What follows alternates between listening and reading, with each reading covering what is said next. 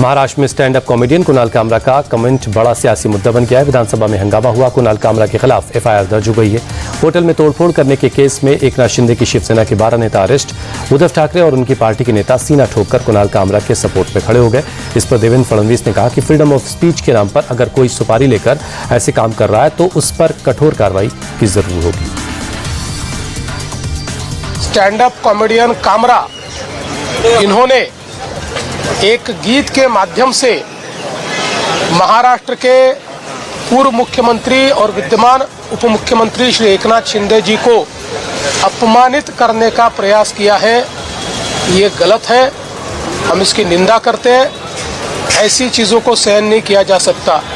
कामरा को मालूम होना चाहिए कि 2024 के चुनाव में जनता ने निर्णय कर दिया है कौन गद्दार है कौन खुददार है। फडणवीस ने कुणाल कामरा को चेतावनी दी, लेकिन उद्धव ठाकरे ने कहा कि कुणाल कामरा ने वही कहा जो सच है। गद्दार को गद्दार कहने में गलती क्या है। ठाकरे ने कहा कि जिन लोगों ने स्टूडियो में तोड़फोड़ की वो शिव सैनिक नहीं हो सकते।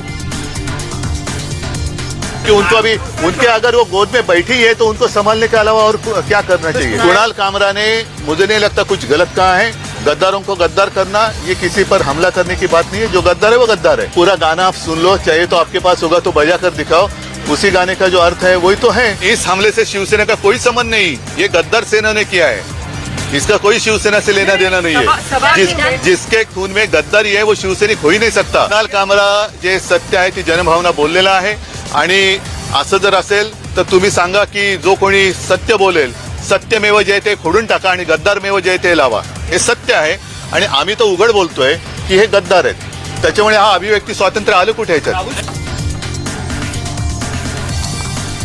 कांग्रेस भी इस मुद्दे में कुणाल कामरा के साथ है। नाना पटोले ने कामरा के शिंदे पर की गई कॉमेडी पर कुछ नहीं कहा, लेकिन हैबिटेट स्टूडियो में हुई तोड़फोड़ का मुद्दा उठाया। उन्होंने कहा कि जिस तरह से सत्ताधारी पार्टी के कार्यकर्ताओं ने तोड़फोड़ की उससे पता चलता है कि राज्य की कानून व्यवस्था ध्वस्त हो चुकी है।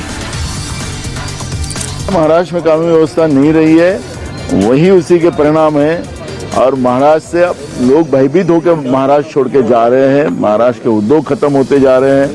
एक तरफ सरकार आह्वान करती कि महाराष्ट्र को शांत रखना चाहिए और खुद ही सरकार इस तरह की अगर बदमाशी पे आते किसी को तोड़फोड़ करना चाहते हैं तो इसका मतलब है कि महाराष्ट्र को पूरा खत्म करना ये सरकार चाहती है।